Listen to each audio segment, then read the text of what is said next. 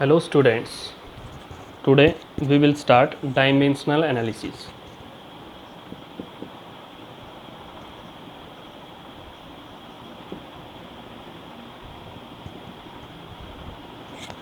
Dimensional analysis. First we will discuss about dimensions and dimensional formula.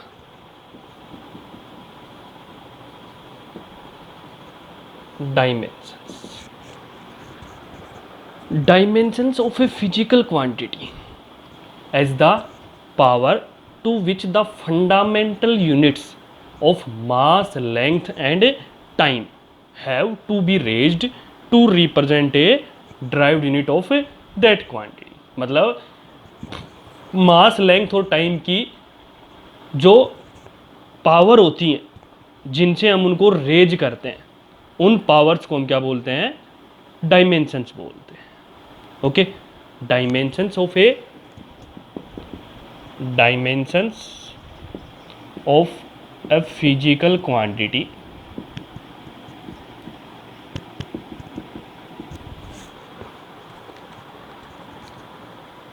are the powers to which the fundamental units of mass, length and time have to be raised to represent a physical quantity. किसी physical quantity को represent करने के लिए जो मास, length और time की unit को हम क्या करते हैं? पावर में रेज करते हैं, उनको हम क्या बोलते हैं? डायमेंशंस बोलते हैं. ओके, फॉर एग्जांपल जैसे हमने वेलोसिटी ले लिया. वेलोसिटी क्या होता है? Displacement upon time. डिस्प्लेसमेंट किससे डिनोट करेंगे? एल से, टाइम को टी से. ओके, तो एल टी माइनस वन. तो यहाँ पे देखो, इसको अगर लिखें एम एल टी की फॉर्म में क्या लिखेंगे? एम तो है नहीं, तो M zero, L one T minus one. Okay, velocity के लिए क्या हो गया? Velocity is equal to L T minus one और M zero L one T minus one. Okay, इसका मतलब क्या हुआ कि dimensions of velocity are zero in mass, plus one in length and minus one in time. Hence the dimensions of velocity are zero in mass plus one in length and minus one in time. तो ये क्या हो गए? इसके dimensions हो गए. मतलब किसी ड्राइव्ड यूनिट को रिप्रेजेंट करने के लिए हम जो fundamental unit of mass, length, time है, इनकी जो पावर होती है उनको हम क्या बोलते हैं? डायमेंशंस बोलते हैं. Okay, now dimensional formula.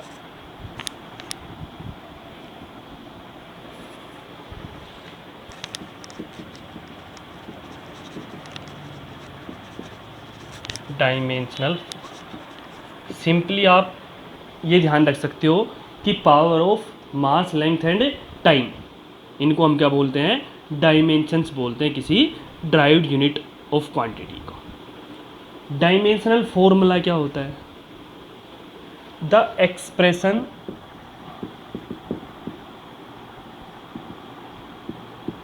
which shows how and which. The expression which shows how and which, कैसे और कौन सी क्वांटिटी को रिप्रेजेंट करती है dimension of physical quantity. How and which of the base quantities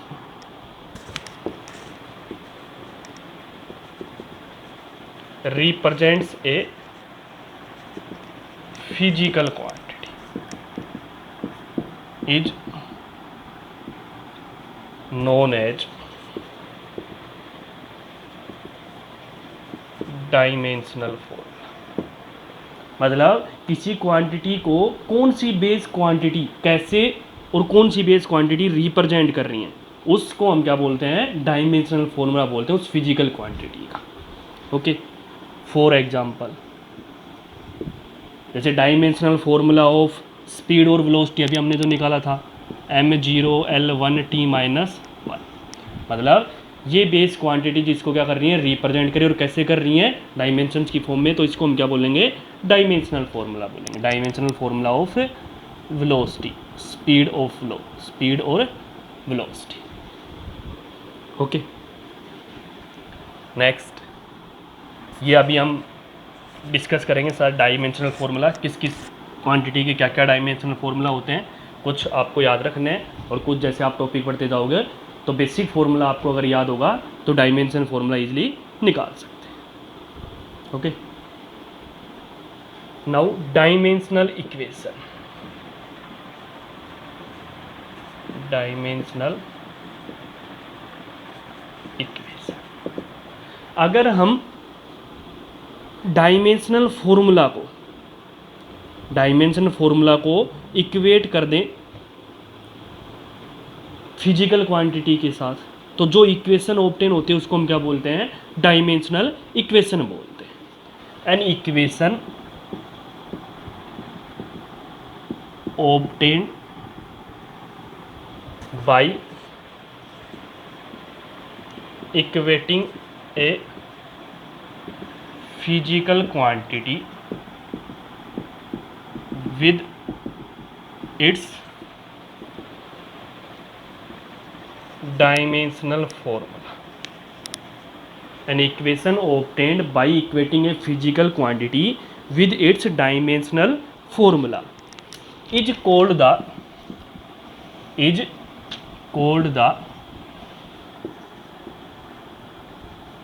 dimensional equation of that quantity. For example जैसे velocity का लेते हैं हम, velocity is equal to m0l1t-1, तो अगर उस क्वांटिटी को उसके डायमेंशन फॉर्मूला से इक्वेट कर दें तो वो क्या बन जाती है, डायमेंशनल इक्वेशन बन जाती है। और देखिए जैसे फोर्स m1l1t-2, तो ये क्या बन गई, डायमेंशनल इक्वेशन बन गई। ओके, नेक्स्ट, अब कुछ क्वांटिटीज होती हैं अलग अलग जो डायमेंशनल फॉर्मूला की स्टडी से हम फाइंड आउट करते हैं। 4 types of quantities, 4 types of quantities. Okay, from the study of dimensional formula of various quantities, from the study of dimensional formula of various quantities। 4 type की हम quantity पढ़ेंगे। First, dimensional constants,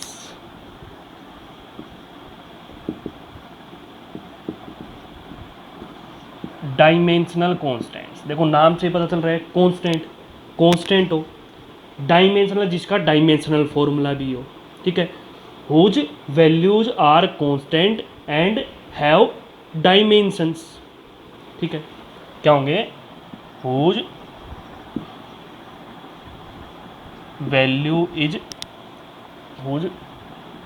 values are constants and possess dimensions, उनको हम क्या बोलेंगे, dimensional constants बोलेंगे। जैसे for example speed of light in vacuum, speed of light in vacuum, इसकी वैल्यू कांस्टेंट रहती है 3 × 10⁸, ठीक है। और इस स्पीड का डायमेंशनल फॉर्मूला भी होता है। तो जिसकी स्पीड मतलब जिसकी वैल्यू कांस्टेंट हो और डायमेंशनल फॉर्मूला, उसको हम क्या बोलेंगे, डायमेंशनल कांस्टेंट। और एग्जांपल जैसे यूनिवर्सल ग्रेविटेशनल कांस्टेंट पढ़ा हुआ आपका, यूनिवर्सल ग्रेविटेशनल कांस्टेंट, इसकी वैल्यू भी फिक्स होती है, ठीक है। और इसका डायमेंशनल फॉर्मूला भी होता है, ठीक है। वैल्यू कांस्टेंट और डायमेंशनल फॉर्मूला होता है। ऐसे ही काफ़ी हैं, universal gas constant, universal gas constant, ठीक है। प्लैंक कांस्टेंट,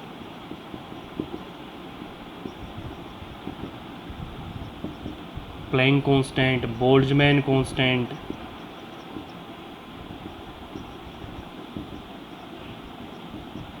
ये क्या है, जिनकी वैल्यू कांस्टेंट रहती है और उनका डायमेंशन भी होते हैं, उनको हम क्या बोलते हैं, dimensional constants. Second, dimensional variables.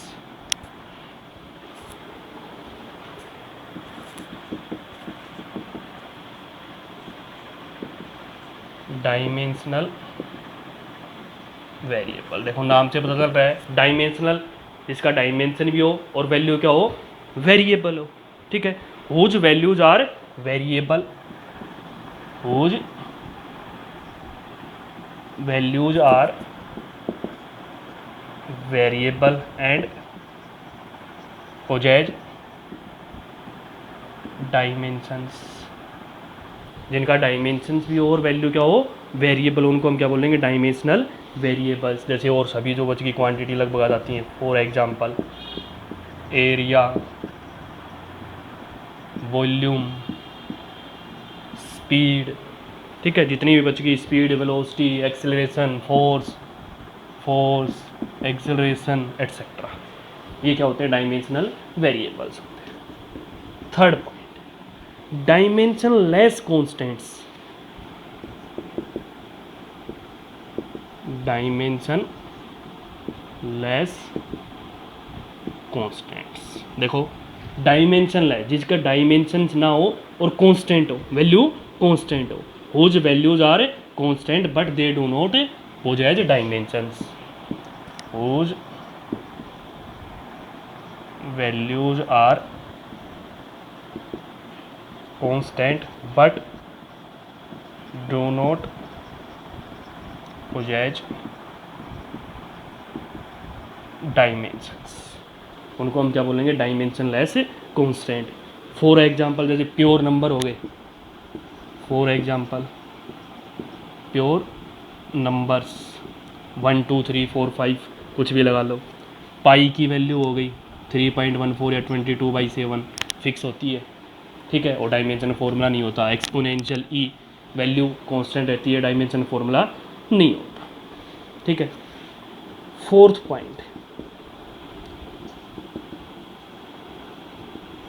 Dimension less variables, मतलब जिनकी वैल्यू वेरिएबल है और डायमेंशंस नहीं है, उनको हम क्या बोलते हैं, dimensionless variables. Whose values are variable but do not possess dimensions, okay. For example जिनका डायमेंशन फॉर्मूला नहीं होता, एंगल, स्ट्रेन, स्पेसिफिक ग्रेविटी, ठीक है।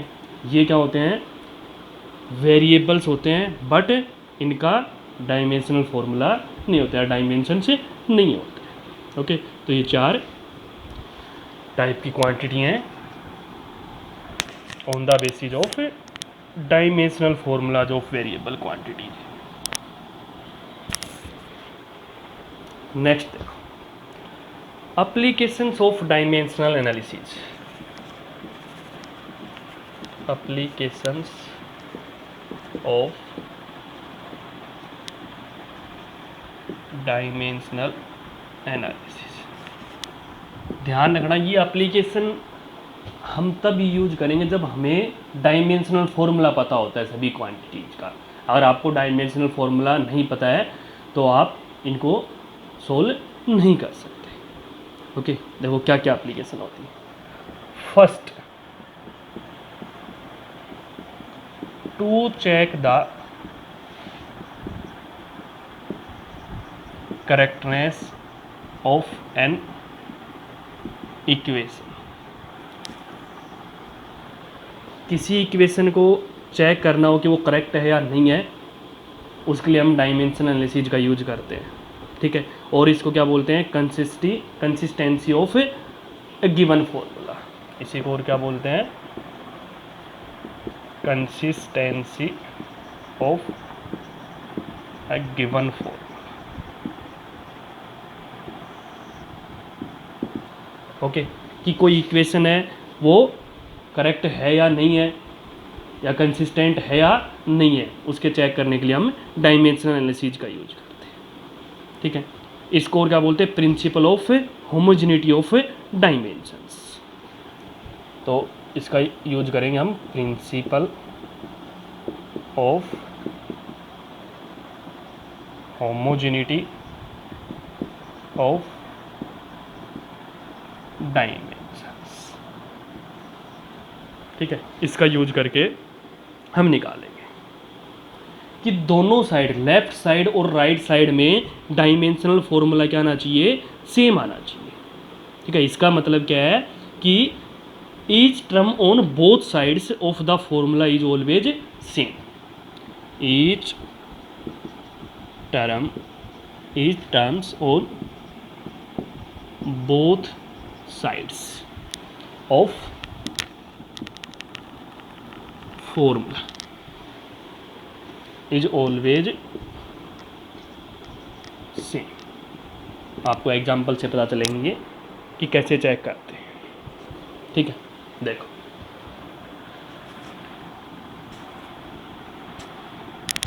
इनके न्यूमेरिकल्स और करेंगे, अभी बेसिक देखेंगे, फिर आगे इनके न्यूमेरिकल्स और भी करेंगे। फॉर एग्जाम्पल, फर्स्ट इक्वेशन हमें पता है v is equal to U plus C T, basic लेके चलते हैं अभी। ठीक है, ये इक्वेशन हमें पता है करेक्ट है। अगर चेक करनी हो करेक्ट है या नहीं है, तो लेफ्ट साइड राइट साइड के इक्वल आनी चाहिए। देखो, डायमेंशन फॉर्मूला राइट कर देंगे जितनी भी क्वांटिटीज हैं उनका, यहाँ पे कॉन्स्टेंट जो भी हैं उनको रिमूव कर देंगे। ठीक है, जितने भी कॉन्स्टेंट आएंगे उनको ओनली डायमेंशनल जो क्वांटिटी है उनका डायमेंशनल फॉर्मूला रखेंगे। v वेलोसिटी का, वेलोसिटी का डायमेंशन फॉर्मूला क्या होता है, L1t minus one is equal to U, initial velocity होती है, ये भी यही सेम फॉर्मूला होता है, प्लस a एक्सेलरेशन का L1t minus two, and t का t हो गया टाइम का, L1t minus one is equal to L1t minus one plus t और t माइनस टू, तो यहाँ पे क्या बचा, L1t minus one.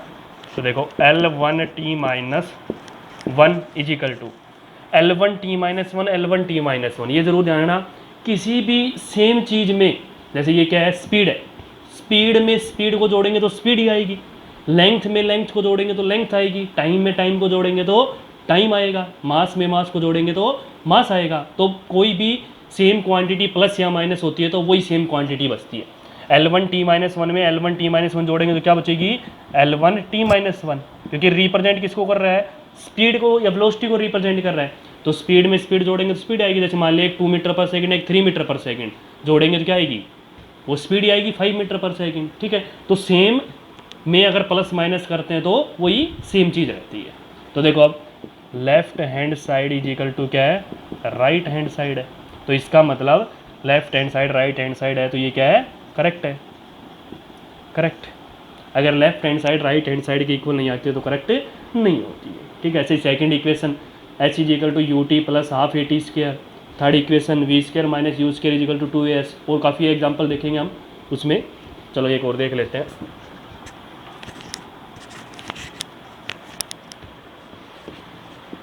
S is equal to U T plus half A T square. S यहाँ पे क्या है, distance, L u initial velocity, L1 t minus one, t time, t plus constant का यूज नहीं करना है, कोई भी कांस्टेंट होगा उसका, a acceleration L1 t minus two and t square t square हो गया। ठीक है, इधर क्या बचा, एल, यहाँ से टी से ये टी कैंसिल, क्या बचा L1 प्लस टी स्क्र से टी माइनस टू कैंसिल, यहाँ पे भी क्या बचा L1 एल और L1 मतलब L ही बचेगा, ये भी L। तो देखो left hand side is equal to क्या है, राइट हैंड साइड है। इसका मतलब ये फॉर्मूला इक्वेशन क्या है, करेक्ट है। ओके, तो हमें ओनली डायमेंशनल फॉर्मूला पता होना चाहिए सभी क्वांटिटीज़ का, तो वहाँ से हम चेक कर सकते हैं करेक्ट है या नहीं है। तो कुछ हम आगे करेंगे, न्यूमेरिकल्स में करेंगे, एप्लीकेशन ऑफ डायमेंशनल चीज़ में, ये हम बेसिक देख रहे हैं अभी एक बार।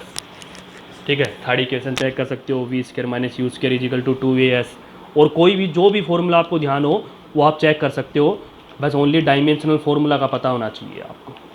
ठीक है, सेकंड देखो, second application, to drive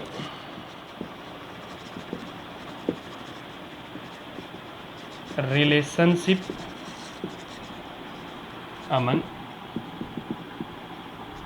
various physical quantities.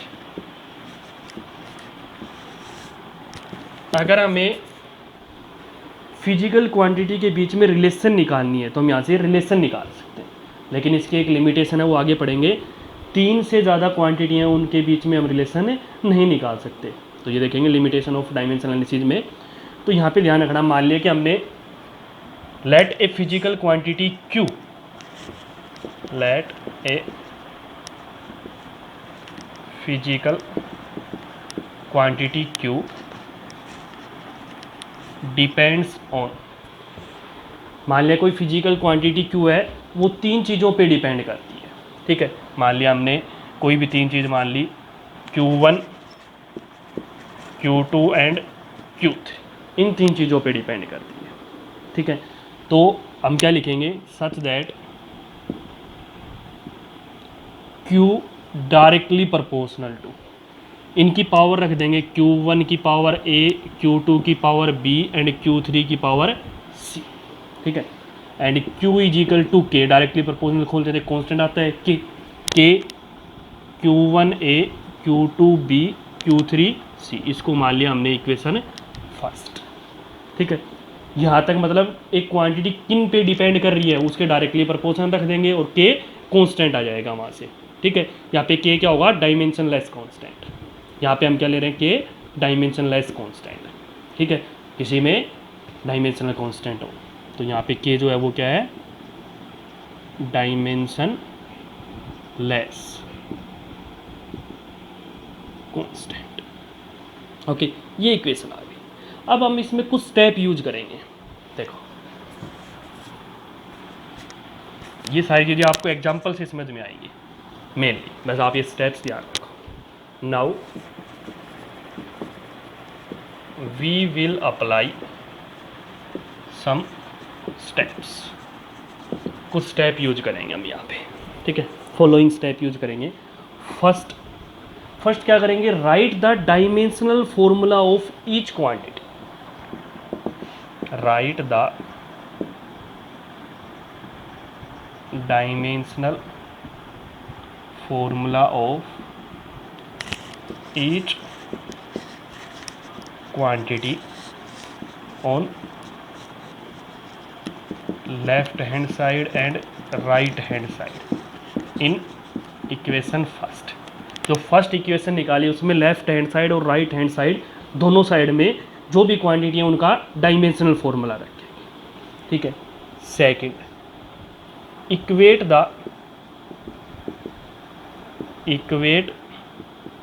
The powers of, अब पावर को इक्वेट करेंगे M L and T, M L T की जो पावर है उनको इक्वेट करेंगे एंड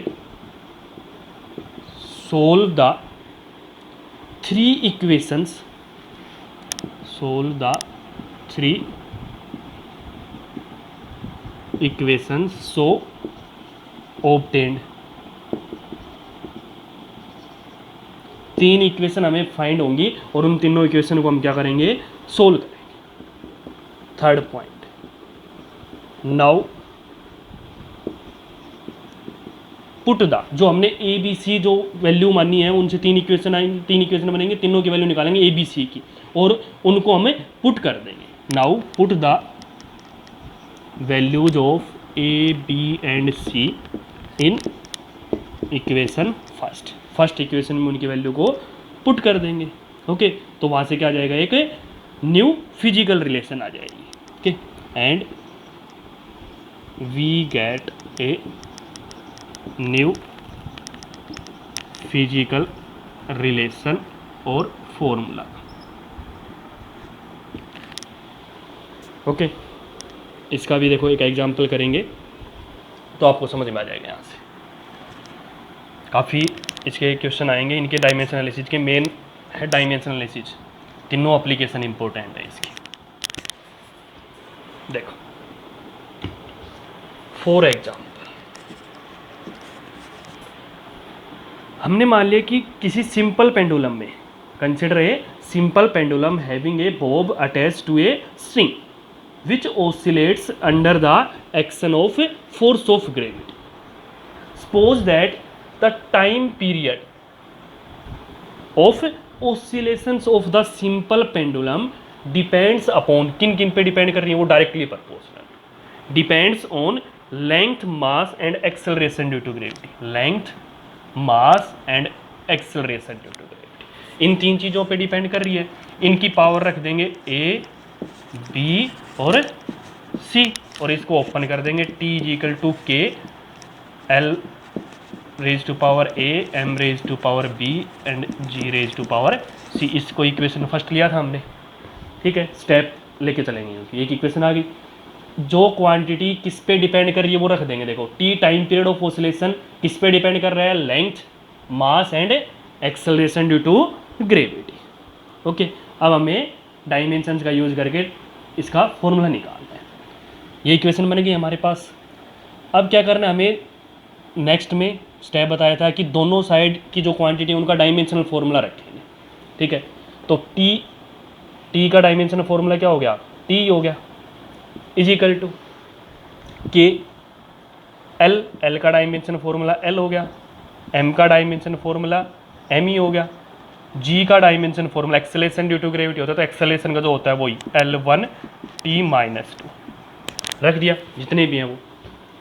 इसको अगर आपको कंपेयर करना हो तो डायरेक्ट लिख लो M0 L0 T1 हो गया ये, ठीक है। MLT की फॉर्म में कुछ भी आ सकती है क्वांटिटी, तो उसका डायमेंशन फॉर्मूला रखेंगे is equal to K L की पावर क्या हो गई A, M की पावर B, यहाँ पे सभी जितने भी होंगे जैसे ये भी MLT की फॉर्म में हो, ये भी MLT की फॉर्म में, तो अलग अलग रख देंगे इनको।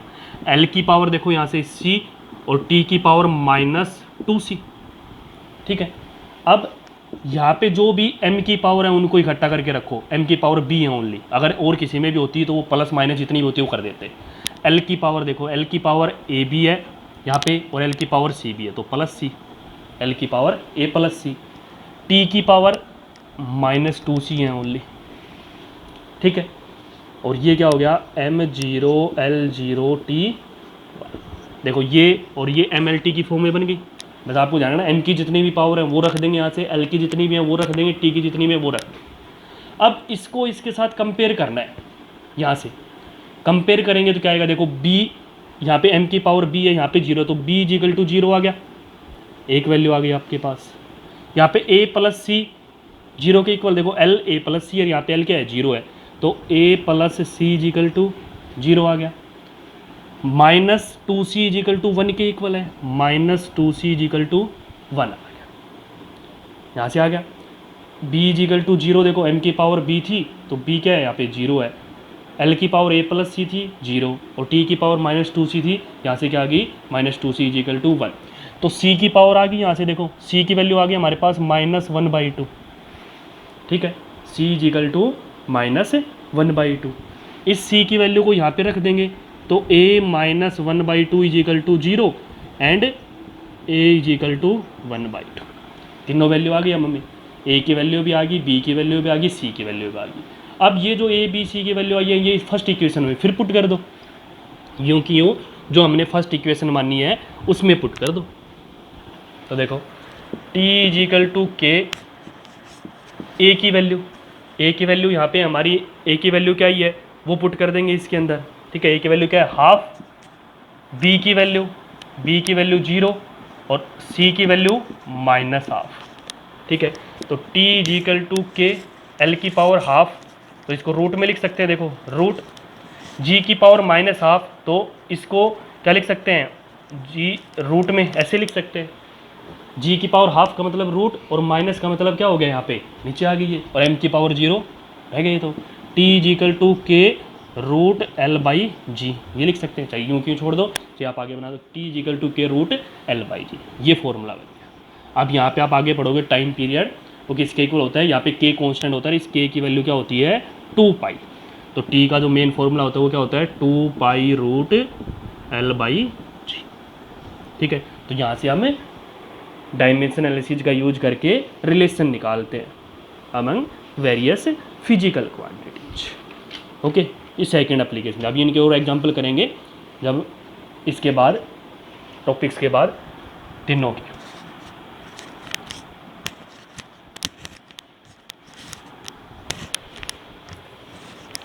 थर्ड देखो,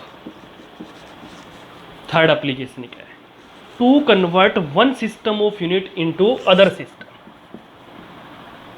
to convert one system of unit into other system। एक सिस्टम से दूसरे सिस्टम में यूनिट को कन्वर्ट करना हो, जैसे SI से CGS, CGS से SI, या कोई आपको दे रखा हो उससे दूसरे सिस्टम में कन्वर्ट करना हो तो कैसे करेंगे, ठीक है। तो आप यहाँ पे ध्यान रखना कि एक सिस्टम में हम मान लिया M1 L1 T1 एक सिस्टम में है, M1 L1 and T1 are the fundamental units of mass length and time, of mass length and time in one system, एक सिस्टम के अंदर, okay.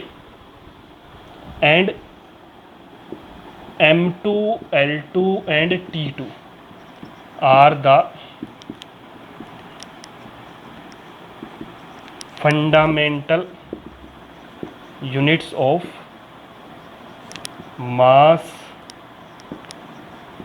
Length and time in other system, दूसरे system के अंदर है मास length और time. M2 L2 T2 ये कुछ भी हो सकती हैं, F की टर्म में भी हो सकती है और किसी भी टर्म में हो सकती है, न्यूमेरिकल में आपको समझ में आ जाएगा सब कुछ, ठीक है। तो इसके लिए हम क्या करेंगे, इसके लिए भी सेम प्रोसीजर है, ए बी सी की वैल्यू रखेंगे यहाँ पे, लेट ए बी एंड सी, वही जैसे हमने पावर मानी थी ए बी सी, यहाँ पे ये क्या लेंगे dimensions of the given quantity, be the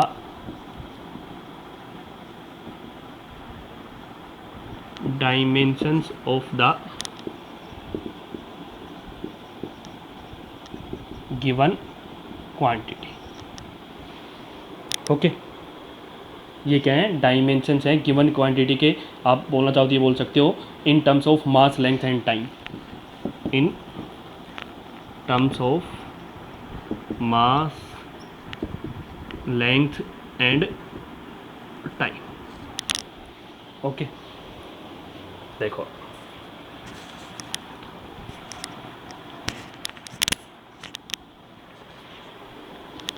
अब यहां से हम क्या ले रहे हैं N1 न्यूमेरिकल वैल्यू ले रहे हैं, if N1 is the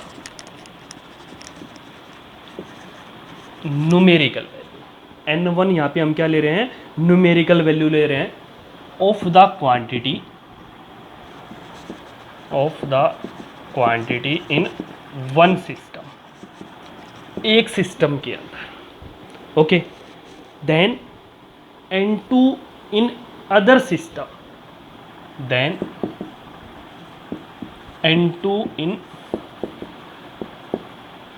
other system is, N2 क्या होगी, N2 is equal to, N2 यहाँ पे क्या है, दूसरी सिस्टम के अंदर N2 न्यूमेरिकल वैल्यू होगी, N2 is equal to N1 into M1 by M2 की power A, L1 by L2 की power B and T1 by T2 की पावर C। ये फॉर्मूला यूज करेंगे हम वन सिस्टम से अदर सिस्टम में convert करने के लिए। जैसे एग्जांपल से देखो, एग्जांपल से समझ में आएगा आपको।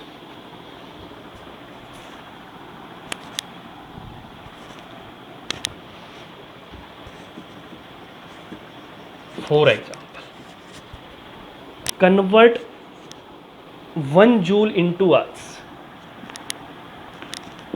Convert 1 joule into arts. Joule energy की यूनिट होती है एसआई सिस्टम में और अर्ट्स सीजीएस यूनिट होती है, ठीक है। तो 1 जूल को अर्ट्स में कन्वर्ट करना है, या आप यहाँ पे 1 जूल लेते हो तो 1 जूल, चलो 100 जूल कुछ भी ले सकते हो, हमें तो बेसिक देखना है यहाँ से, ठीक है। तो पहले तो आपको क्वांटिटी पता होनी चाहिए, यहाँ पे क्वांटिटी क्या है, किसकी यूनिट है ये, क्वांटिटी क्या है, ये वर्क और एनर्जी, वर्क या एनर्जी क्वांटिटी है, ठीक है। एसआई यूनिट क्या होती है, वर्क एनर्जी की जूल, और सीजीएस यूनिट क्या होती है, अर्ग होती है। तो ये रिलेशन वैसे ध्यान रखना, 1 जूल इज इक्वल टू 10⁻⁷ अर्ग्स होते हैं, ठीक है। तो यहाँ से अब हमें निकालना हो 1 जूल में कितने अर्ग्स होते हैं, तो कैसे निकालेंगे, देखो। अब इसका क्वांटिटी का वर्क का डायमेंशनल फॉर्मूला पता होना चाहिए आपको। वर्क का डायमेंशनल फॉर्मूला क्या होता है, M1 L2T-2। ये अब वैल्यू आ गई, ए की वैल्यू यहाँ से देखो 1, बी की वैल्यू 2 और सी की वैल्यू -2। जो डायमेंशनल फॉर्मूला जिस क्वांटिटी की वो यूनिट है, किसको कन्वर्ट कर रहे हैं, उसके डायमेंशनल फॉर्मूला से ए बी सी की वैल्यू हमने निकाल ली यहाँ से, ठीक है। अब हमें पता है कि एसआई सिस्टम में M1 L1 T1 और N1 क्या है, ठीक है, और उसको कन्वर्ट करेंगे सीजीएस सिस्टम में। देखो SI इन SI, M1 क्या है, कितने को कन्वर्ट करना है हमें, मास सिंपल क्या होता है, किलोग्राम, तो 1 kilogram. L1 length unit metre, तो 1 मीटर, ये आपको दिया हुआ मिल सकता है। T1 टाइम क्या होता है, सेकंड, 1 सेकंड। और N1 कितने को कन्वर्ट कर रहे हैं, यहाँ पे 1 है तो 100 जूल को कन्वर्ट करना हो तो 100 जूल यूज करेंगे, ठीक है। अब किस में कन्वर्ट कर रहे हैं, टू कन्वर्ट सीजीएस में कन्वर्ट कर रहे हैं इसको। सीजीएस में मास क्या ले रहे हैं हम, यहाँ पे M2 ले रहे हैं, तो सीजीएस में किलोग्राम की यूनिट क्या होगी, ग्राम, तो 1 है तो 1 ग्राम, ठीक है। L लेंथ की L2 की क्या हो जाएगी, 1 सेंटीमीटर। टाइम T2 सेकंड, वही सेकंड रहती है सीजीएस में भी, एसआई सीजीएस दोनों में सेम रहती है। और N2 हमें फाइंड आउट करना है, ओके। अब उस फॉर्मूले में पुट कर देंगे, देखो।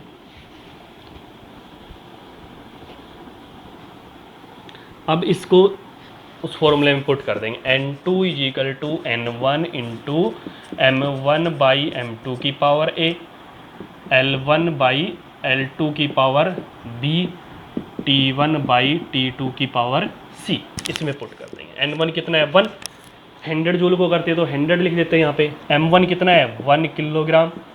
M2 कितना है, 1 ग्राम की पावर A हमने वैल्यू निकाली क्या थी, 1। L1 1 मीटर और 1 सेंटीमीटर की पावर 2। B की वैल्यू जो थी वो T1 1 सेकेंड अपॉन 1 सेकेंड, इसकी पावर -2। तो ये तो डायरेक्ट कैंसिल हो गया, देखो यहाँ से क्या बचा, 1, इसको लिखने की ज़रूरत नहीं है। 1 किलोग्राम में कितने होते हैं, 1000 ग्राम होते हैं।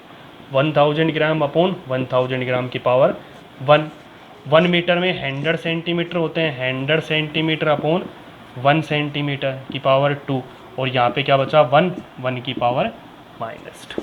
तो यहाँ से देखो क्या बचा, 1000 इंटू 100 की पावर 2, तो 10⁻² क्या लिख सकते हैं, इसको 4 लिख सकते हैं, और 1 यहाँ पे 1 ही बचेगा ये, तो इसको क्या लिखते हैं 10⁻³ इंटू 10⁻4 इजिकल टू 10⁻7। N2 की वैल्यू आ गई, और N2 हमने क्या माना है, अक्स में माना है, that is 1 joule equal to 10⁻7 ergs. ये रिलेशन आ गई है, ठीक है। तो यहाँ से हम इजिली निकाल सकते हैं। ऐसे ही आप निकाल के देखना, 1 न्यूटन को डाइन में कन्वर्ट करना हो, न्यूटन किसकी यूनिट होती है, फोर्स की यूनिट होती है, SI यूनिट, और CGS यूनिट क्या होगी, डाइन। जैसे अनदर एग्जांपल देखो, 1 न्यूटन को हमें कन्वर्ट करना है, डाइन में कन्वर्ट करना है। ओके, तो मैं डायरेक्ट यूज कर रहा हूँ। देखो क्वांटिटी कौन सी होगी, फोर्स का डायमेंशन फॉर्मूला पता होना चाहिए आपको, M1 L1 T -2, तो A B और C की वैल्यू आ गई आपके पास, ठीक है। अब डायरेक्ट पुट कर दो, कितने को कर रहे हो, 1 न्यूटन को, तो उसमें फॉर्मूले में ही N2 हमें निकालना है, N1 कितना है 1 इंटू M1/M2, चलो एक बार फॉर्मूला रख लेते हैं, M1/M2 की पावर A, L1/L2 की पावर B, T1/T2 की power C। N2 equal to 1 newton को कन्वर्ट कर रहे हैं, तो कितना हो गया 1, M1 वही 1 किलोग्राम, डायरेक्ट लिख दिया है मैंने 1000 ग्राम अपॉन 1 ग्राम की power A 1, L1/L2 1 metre, 1 metre को 100 सेंटीमीटर अपॉन 1 सेंटीमीटर की पावर B क्या है 1 है, T1/T2 1 सेकेंड अपॉन 1 सेकेंड की पावर C। ये तो कैंसिल हो गया, यहाँ से क्या लिख सकते हैं, देखो N2 इजिकल टू 10⁻³ इंटू 100 की पावर 1, तो 10⁻², और इंटू 1 बचेगा, तो N2 इजिकल टू क्या आ गया 10⁻5। इसका मतलब 1 newton equal to 10⁻5 dyne. Okay, ये क्या होगी, थर्ड सिस्टम ऑफ यूनिट। तो इनके और एग्जांपल काफ़ी यूज करेंगे, अभी न्यूमेरिकल्स में यूज करेंगे हम, इससे इनसे रिलेटेड काफ़ी, तीनों एप्लीकेशन से रिलेटेड। और देखो ये तो सिंपल एग्जांपल थे जो बेसिक आपको समझाने के लिए यूज किए हैं। अब आता है limitations of dimensional analysis.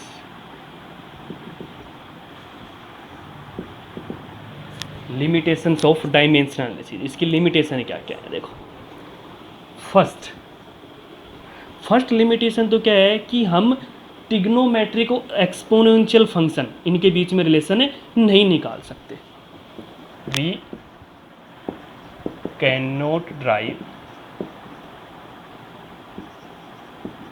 Relation containing exponential and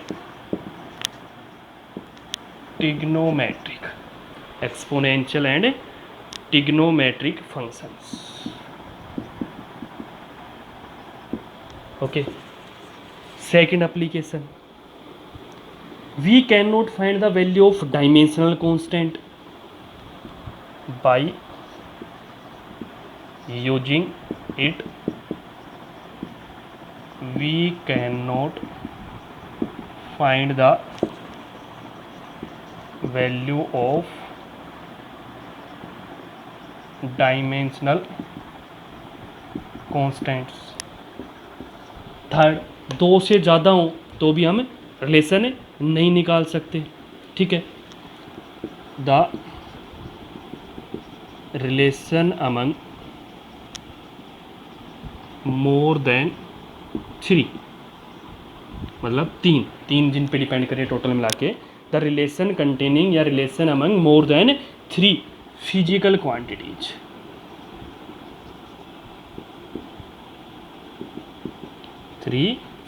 quantities, can not be